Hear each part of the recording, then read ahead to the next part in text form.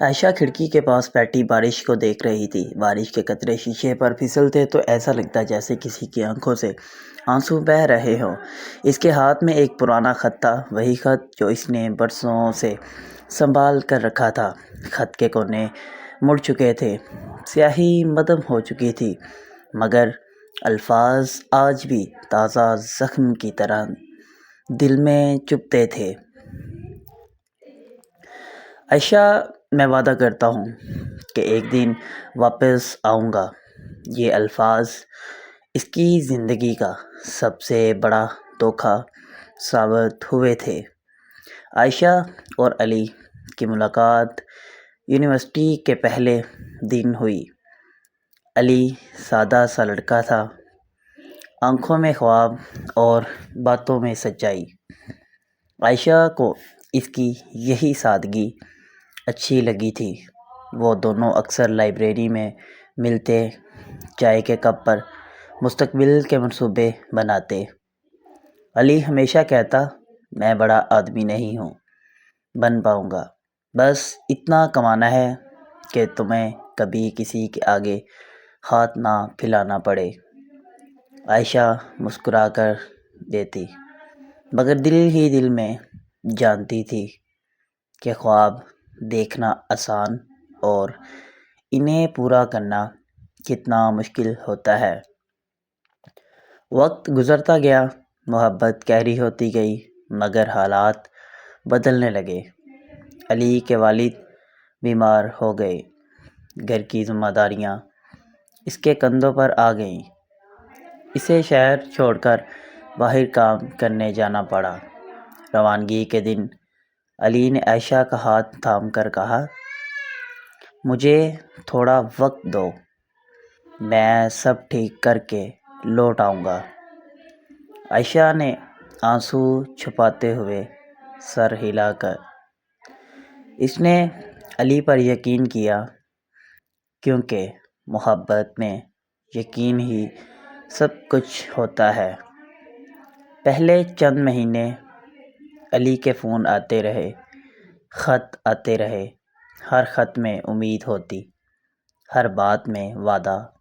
پھر آہستہ آہستہ خاموشی بڑھنے لگی، فون کم ہوتے گئے، خط آنا بند ہو گئے۔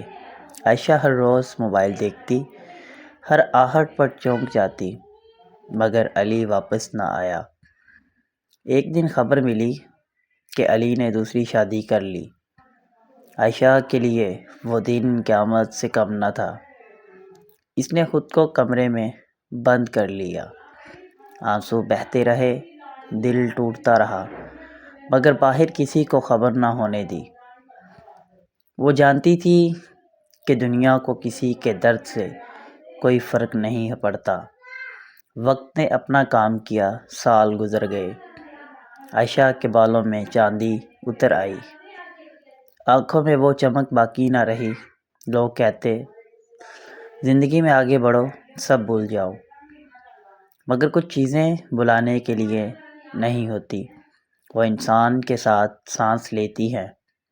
ایک شام عائشہ کو علی کا خط ملا، برسوں بعد۔ اس کے ہاتھ کانپنے لگے۔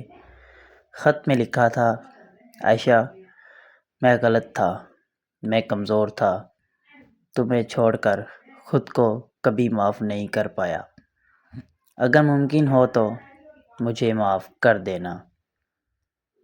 عائشہ نے خط بند کر دیا۔ اس کی آنکھوں میں آنسو تھے، مگر دل میں سکون نہیں۔ کچھ معافیاں بہت دیر سے آتی ہیں، اور کچھ درد ایسے ہوتے ہیں جن پر مرہم نہیں رکھا جا سکتا۔ اس رات عائشہ نے خط جلا دیا، شعلے اٹھے اور الفاظ راکھ بن گئے۔ اس نے آسمان کی طرف دیکھا اور دھیرے سے، میں نے تمہیں بہت پہلے معاف کر دیا تھا علی، مگر خود کو نہیں۔ بارش پھر ہونے لگی۔ عائشہ کھڑکی کے پاس بیٹھی رہی، مگر اب اس کے ہاتھ خالی تھے۔ یادیں تھیں، درد تھا، مگر ایک عجیب سی خاموشی بھی تھی۔ وہ جان چکی تھی کہ کچھ محبتیں مکمل نہ ہو کر بھی انسان کی پوری زندگی بن جاتی ہیں، اور عائشہ کی زندگی بھی اسی ادھوری محبت کے سائے میں ختم ہو گئی۔ خاموشی، اداسیں مگر سچی،